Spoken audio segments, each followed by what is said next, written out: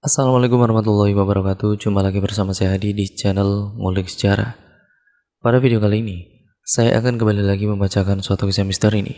Yang kali ini masih tetap berjudul Ritual Penolak Jodoh. Yang kali ini ditulis oleh akun yang pernah masid _safta. Dan kali ini memasuki part yang keempat ya teman-teman.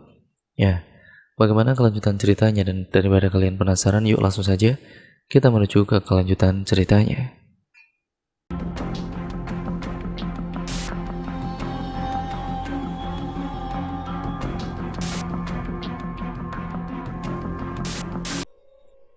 Kemudian kita memasuki part yang keempat, di mana Iva dan Bara masuk ke dalam kafe dan segera menempati kursi yang masih kosong.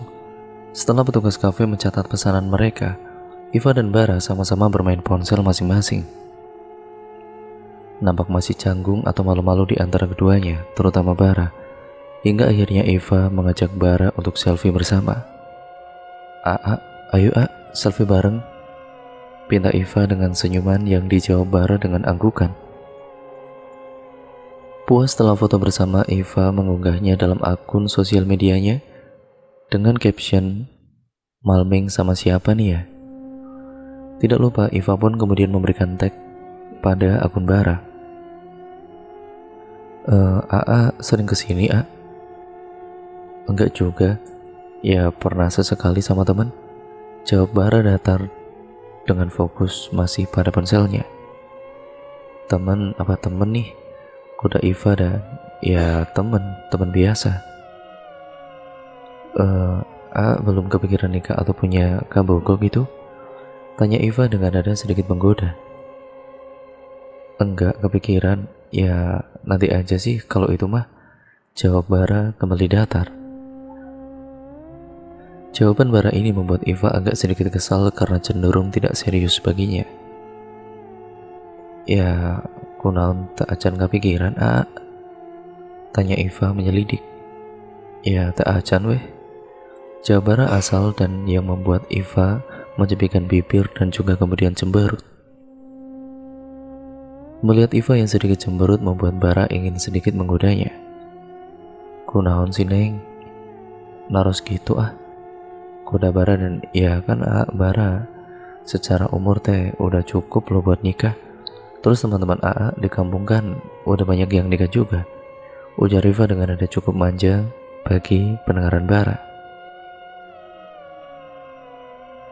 "Ya kan lancok AA si Kang Anif teh acan nikah. Ya jadi alim ngalang kasih Kang Anif," jelas Bara. "Oh, lamun calon pun bojo tos gaduh tak acan A?" Kembali Iva menginterogasi Bara sambil mengerjapkan matanya. Ayatnya duka atuh meni keponya," jawab Bara dengan tertawa, ya dengan tipis-tipis tentunya, yang memperlihatkan kedua lesung pipinya yang menakjubkan bagi Iva. Mereka pun tertawa bersama. Bertepatan pula pesanan makanan mereka sudah datang.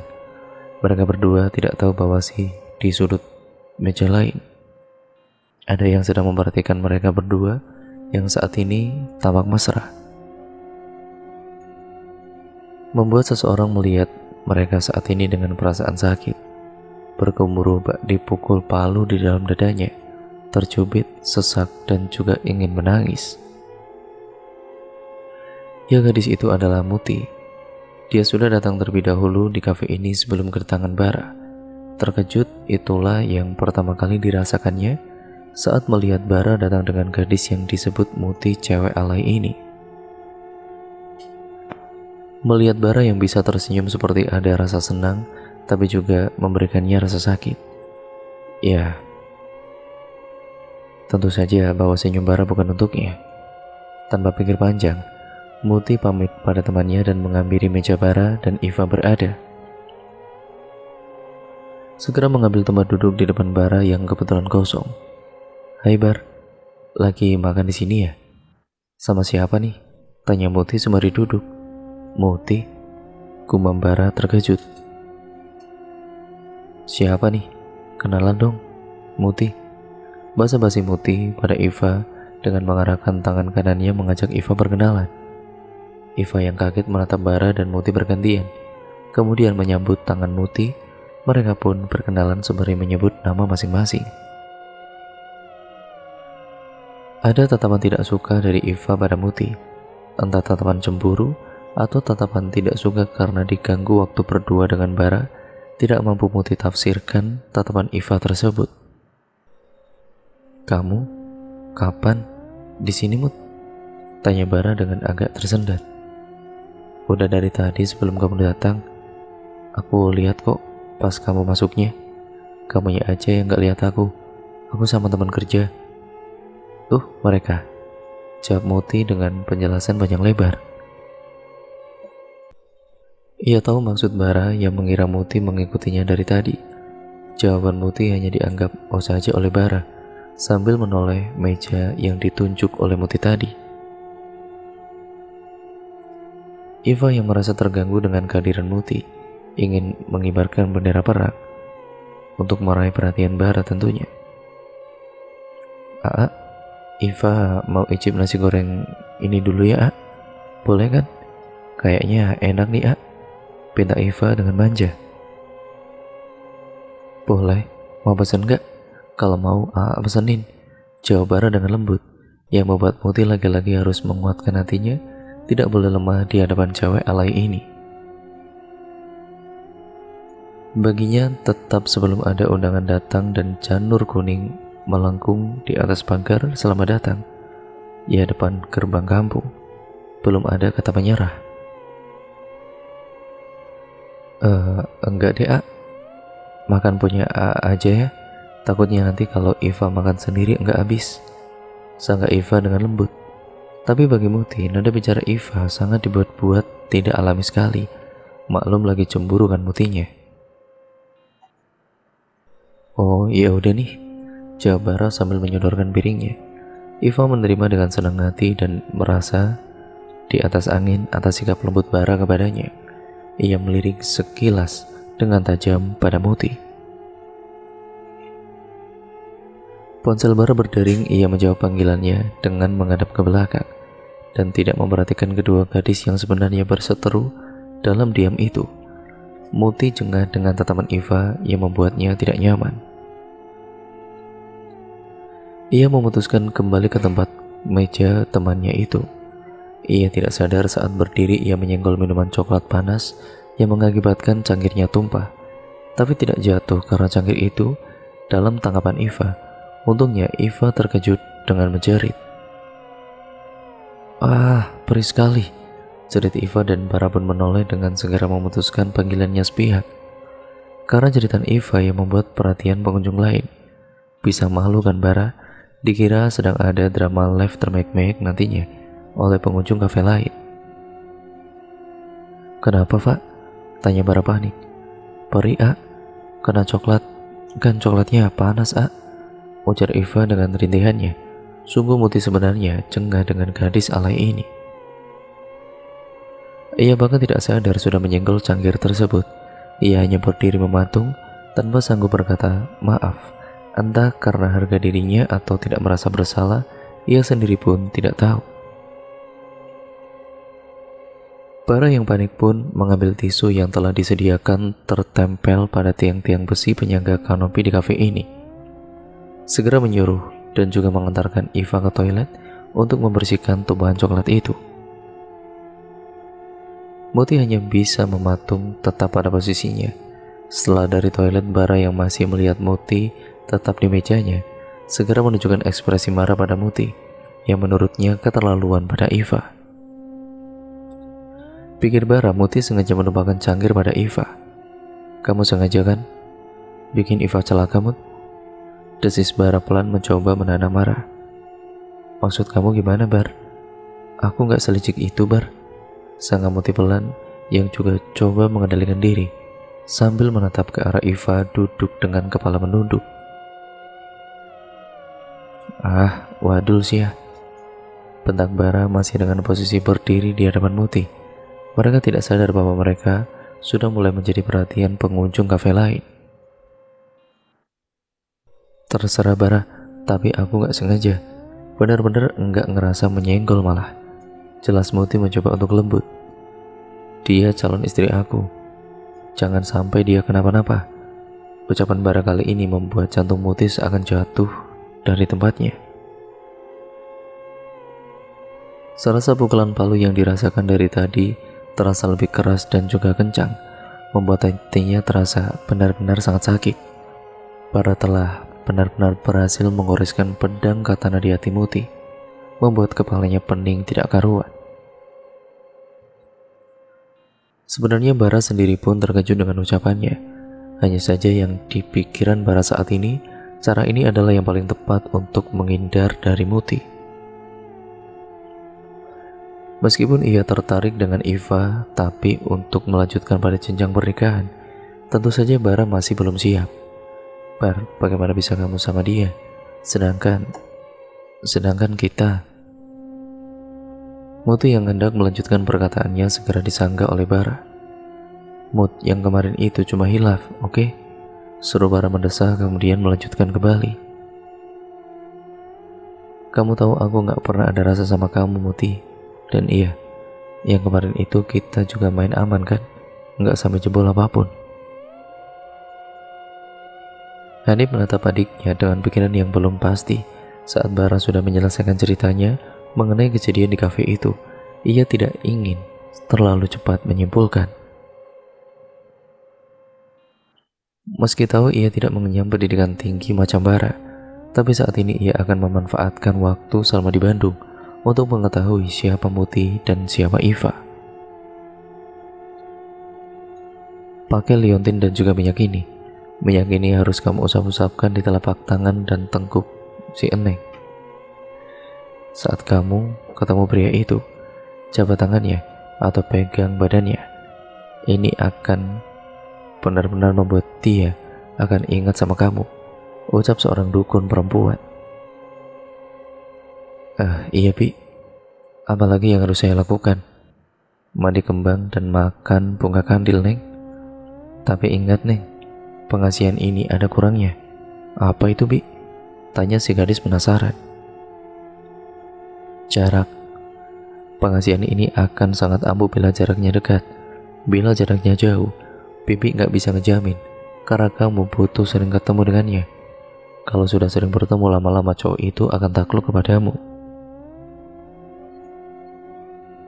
Jadi saya harus di dekatnya terus ya, Bi?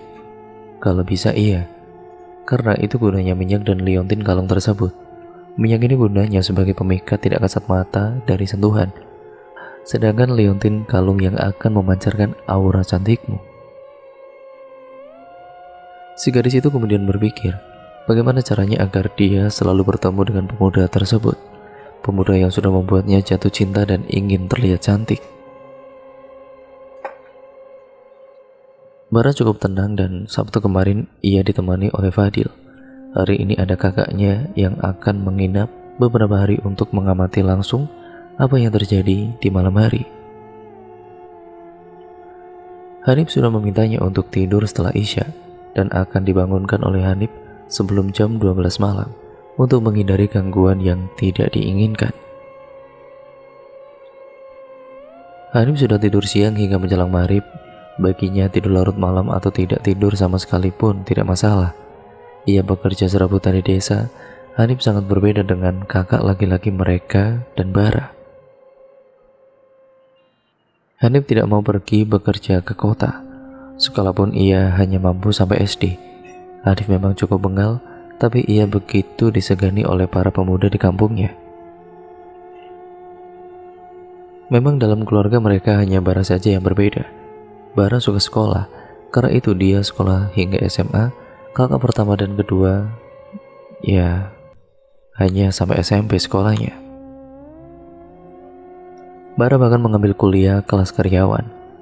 Diakui pula oleh Hanif bahwa di antara sesama anak laki-laki, bila secara ketamanan, wajah dan penampilan Bara bagi ukuran pemuda desa sangatlah tampan. Banyak gadis-gadis desa yang suka kepadanya. Menurut cerita, wajah Bara sangat mirip dengan aki buyut mereka yang dulu terkenal sebagai pemuda pujaan di desanya karena wajah tampannya itu. Karena itu Hanif yakin banyak yang ingin memikat Bara. Karena tidak hanya melihat tampangnya, tapi Bara juga memiliki pekerjaan yang baik. Beberapa tahun ia bekerja sudah menjadi pegawai tetap. Hanya saja, cara para gadis memikat Bara ada yang salah dan ada yang benar. Hanif tidak yakin dengan dugaannya. Ia perlu banyak mencari tahu. Hanif pun belum bisa mengatakan ritual untuk menghalau gangguan mistis macam ini. Karena pastinya Bara harus kembali ke kampung, karena tidak mungkin ia pulang pergi setiap hari. Hanif memandangi adiknya yang sedang tertidur, tampak raut wajah Bara tidak tenang. Meski tidur, guratan kecemasan sangat nyata. Hanif tahu pasti akan sangat tersiksa secara batin, karena Hanif pernah mengalaminya dan menjalaninya. Karena itu ia tekadkan untuk membantu Bara keluar dari permasalahan ini. Kini jiwa Bara terlempar dalam dunia mimpi kembali. Ia bermimpi berada dalam sebuah perjalanan kendaraan umum bus. Ia mengenal kendaraan besar ini. Kendaraan umum dengan ciri khas warna biru tua dengan tulisan Madonna adalah jurusan kota Bandung Cililin menuju kampung asalnya berada. Bila ke kampungnya dengan menggunakan bus ini, jarak temunya bis naik 2 kali lipat lebih lama. Karena jalannya yang pelan dan lambat layaknya kura-kura. Bis Madonna ini tidak banyak penumpang yang naik. Bara duduk di bangku baris ke-7. Tempat duduknya sangat dekat dengan pintu belakang. Ia merasa aneh karena tiba-tiba bisa naik bus ini, padahal dirinya tidak pernah sekalipun pulang pergi naik bus. Ia yang penasaran pun dan tidak mengerti, hanya bisa tengok kanan kiri, depan belakang, melihat keadaan sekitar dan penumpang bus. Bara merasa janggal dengan para penumpang bus ini. Wajah mereka tampak pucat tanpa ekspresi. Setahu Bara dari cerita-cerita teman kampungnya yang pernah naik Madonna ini, bus ini tidak memiliki AC, namun yang saat ini dirasakan Bara tubuhnya menggigil sangat kedinginan. Hawa sekitar bus sungguh tidak ramah bagi tubuh Bara. Masih dalam ketakutannya, bus tiba-tiba berhenti. Bara menengok keluar jendela bus dan ia hafal jalan ini adalah jalan besar Kecamatan Cililin. Terdapat masjid besar dengan kubah hijau yang besar namun kental dengan nuansa tradisional pada pendopo masjid. Halaman masjid ini sangatlah besar. Tapi yang membuat Bara menyipitkan matanya adalah adanya pohon beringin besar di samping luar masjid. Meski malam ini malam hari, tapi Bara ingat betul bahwa di masjid ini tidak pernah ada pohon beringin atau yang salah lihat. Bus berhenti cukup lama, kemudian pintu bus di bagian depan terbuka. Ada penumpang yang naik. Ia adalah seorang perempuan dengan dress lutut berwarna merah. Rambutnya tergerai panjang hingga ke pinggangnya. Bara menahan napas saat melihat perempuan itu. Seluruh bulu-bulu halus di tengguk dan tangannya seakan-akan berdiri ikut merasakan kengerian jiwanya. Mata perempuan itu melotot ke arah Bara dengan senyum menyeringai lebar yang menakutkan. Ingin rasanya ia beranjak pergi dari kursi yang ia duduki sekarang ini, tapi pantatnya ini seakan-akan menempel lekat di kursi penumpang tersebut. Bara hanya bisa bergerak gelisah di kursinya. Ia menunduk agar tidak melihat sosok perempuan itu yang masih berdiri di dekat sopir. Jantung Bara terasa jatuh dari tempatnya. Perempuan itu tiba-tiba saja berdiri di depannya dengan bola mata yang membelalak besar bergerak ke kanan ke kiri. Bara seakan terhipnotis mengikuti gerakan mata perempuan tersebut hingga Bara berteriak, "Wah!" Ia berteriak karena bola mata perempuan itu terlepas dan ada dalam genggaman tangan Bara. Ia hanya bisa bernapas pendek dan ingin berteriak, meminta tolong, tapi tidak ada suara yang keluar dari bibirnya. Indit yang jauh," seru Bara, tapi naas tetap ada suara yang keluar. Ia ingin mengusir sosok penampakan itu agar pergi jauh. Perempuan bergaun merah itu hanya tersenyum lalu berkata, "Walah salah, milih asih." Kemudian sosok itu menghilang. Hanif yang melihat tubuh adiknya menegang dan kaku. Ia tahu adiknya sedang bermimpi bertemu dengan wujud aneh. Segera ia tepuk dan usap-usap dahi Bara hingga tengkuknya, agar dia segera terbangun. Bara terbangun dengan raut wajah takut, seakan-akan melihat langsung apa yang dimimpinya. Ia duduk di atas kasur. Kang, kuntilanak Kang, kuntilanak." Hanif mengangguk sembari menyodorkan gelas berisi air minum yang telah ia siapkan tadi. Ia memang sudah tahu sosok kuntilanak itu di samping kasur Bara saat Bara masih dalam keadaan tidur. Hanif bertanya dalam hatinya, kemarin saat Bara ditemani temannya menginap apakah mengalami hal serupa? Karena penampakan itu akan datang langsung, kemudian dia bekerja, mengganggu melalui mimpi. Apakah teman Bara juga melihat keanehan pada adiknya saat tidur atau tidak? Saat dirasa Bara telah tenang, Hanif memulai pertanyaannya. "Bar, pas kemarin teman kamu nginep, dia ngerasa aneh nggak?" Bara mengangguk. "Iya Kang, dia bilang ngedengar suara, dan saat masuk ke kamar kos, dia merasa hawanya berbeda katanya. Padahal dia sudah sering nginep di sini, tapi katanya kemarin hawa kamarku berbeda dari biasanya. Teman kamu tahu, kamu mimpi dan bertingkah kayak gini." "Iya tahu Kang, karena dia nggak tidur, main game di laptop," jawab Bara. Bara menyisir rambutnya dengan frustasi.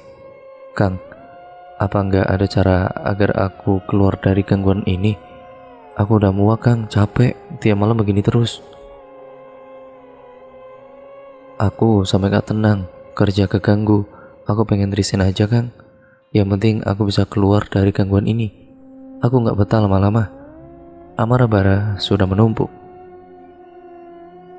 Ia sudah tidak tahan bila bisa dan juga tidak malu untuk menangis. Sudah ia lakukan sejak gangguan itu datang dan terus terjadi. Namun dia adalah laki-laki pantang baginya menangis. "Aku lakuin Kang apa saja, asal aku bisa bebas dari gangguan ini. Dan sampai kalau aku tahu siapa orang yang mengirim gangguan ini, dia akan merasakan akibatnya lebih dari yang kurasakan," ucap Bara dengan emosi yang masih menggebu-gebu. "Sabar Bara, sabar. Akang pasti bantu. Kamu yakin mau ikut perkumpulan dan ritual yang sering Akang jalani?" tanya Hanif dengan gamang. Sesungguhnya ia tidak ingin adiknya ikut-ikutan dalam perkumpulannya. Tapi bagaimana lagi? Cara menyelamatkannya bila tidak ikut dalam ritual? Hanif meyakinkan diri tidak akan terjadi apa-apa, ia akan sanggup dan siap untuk melindungi adiknya. Hanif tahu bahwa Bara adalah anak kebanggaan dari keluarga mereka, si bungsu yang pintar, yang tampan, yang mapan. Selalu itulah kata-kata yang disematkan untuk adiknya dari keluarga dan para tetangga di kampungnya. Tentu saja masalah Bara ini membuatnya takut bila nanti Bara akan merasa rendah diri, dan Hanif tidak ingin hal itu terjadi. Dan pure, sembari mengguyurkan air kembang, seorang wanita sedang memandikan seorang gadis dengan kembang 7 rupanya. Sesekali saat ia mengusap-ngusap tubuh sang gadis, wanita tersebut juga mengucapkan doa-doa yang tidak dimengerti oleh sang gadis itu. Setelah acara mandi kembang 7 rupa, si gadis tidak diperbolehkan memakai baju. Ia hanya memakai kemben dari kain jarik. Kemudian wanita dan gadis tersebut duduk berhadapan. Sang wanita memberikan kembang kantil pada sang gadis. "Makanlah," perintah wanita itu. Si gadis menatap ragu pada kembang kantil dan ia berpikir apakah ia harus makan kembang kantil yang konon katanya menjadi cemilan khas aktris horor terkenal Indonesia zaman dulu, yaitu Susana. Gadis itu hanya mengambil tapi ia belum memakannya. Wanita yang bekerja sebagai dukun itu hanya mengamati saja tingkah gadis tersebut. Tingkahnya dan niatnya tidak sejalan. Ia merasakan ada banyak keraguan pada diri gadis itu sejak awal kedatangannya. Saat gadis itu hendak memakan kantil, wanita itu berkata, "Kamu gak perlu makan kantil itu. Bibi bacakan saja kartu ini," ujar wanita itu. Wanita tersebut mengeluarkan kartu yang menyerupai kartu tarot, tapi bentuknya lebih mini, mirip seperti kartu domino. Si wanita itu mengocok kartu, ia menyodorkan 5 kartu untuk dipilih 3 oleh sang gadis. Hasil pilihan pun dibuka dan satu persatu oleh wanita itu. Ada 3 kartu yang terletak di atas lantai dengan posisi berdampingan. Tampak wanita itu sedang meneliti dan seperti menganalisa apa yang tertuang dalam kartu itu. Sang gadis pun ikut mengamati gambar-gambar kartu itu. Ia tidak tahu gambar apa saja dan apa maknanya. Yang tertangkap jelas di tengah ada gambar wanita dengan beberapa bintang di sekitarnya. Cukup lama wanita yang dipanggil Bibi ini mengamati kartu tersebut. Gadis itu hanya bisa menatap wanita tersebut dan membaca dari ekspresi wajah. Sesekali keningnya bertaut, sesekali kepalanya menggeleng. Gadis itu tidak tahu apa yang terjadi. Ia hanya menduga ada sesuatu yang buruk. Gadis itu pun mengamati lagi 3 kartu itu ada semacam gambar tanah. Ia tidak tahu apa artinya itu. Bahaya dan kematian, ucap wanita tersebut. Maksudnya, Bi? Tanya si gadis. Neng Ola diteruskan, bahaya. Pemuda ini memang sedang linglung, ada kematian yang membayangi. Pada dasarnya manusia akan mati, tapi akan ada akhir kematian yang tragis, Neng. Wanita itu berkata dengan ragu dan cemas. Maksudnya, Bi? Ada yang sedang mempermainkan pemuda ini, dan itu berbahaya. Dia juga sangat cinta pada pemuda ini. Pemuda ini anak Karang Asri. Betul, Neng? Iya, Bi, jawab si gadis itu. Mata si wanita membeliak kaget mendengar nama kampung tersebut. Ia mengangguk, ia sudah tahu sekarang. Bahaya, Neng, pemuda ini dalam bahaya. Apakah kamu mau lanjut agar kamu bisa dekat dengan pemuda ini? Si gadis hanya bisa menatap ke bawah dengan bimbang. Ia memainkan jari-jarinya tidak beraturan. Ia bingung harus melakukan apa, melepas ataukah lanjut. Dan cerita pun akhirnya bersambung lagi ke part yang selanjutnya ya teman-teman. Dan terima kasih untuk kalian semua yang sudah menyimak video kali ini dan cerita kali ini. Dan nantikan terus kelanjutan ceritanya hanya di channel Ngulik Sejarah, karena ceritanya akan semakin seru ke depannya. Terima kasih, kurang lebihnya mohon maaf ya teman-teman apabila banyak salah kata ataupun mungkin pembacaan saya yang logat Sundanya itu mungkin kurang jelas karena saya kurang bisa membacakannya. Jadi mohon maaf ya teman-teman. Oh ya, untuk kalian yang belum subscribe channel ini dan nyalakan tombol lonceng notifikasinya agar kalian selalu mendapatkan notifikasi video terbaru dari channel ini. Sekian dan terima kasih, sampai berjumpa di video terbaru selanjutnya. Wassalamualaikum warahmatullahi wabarakatuh.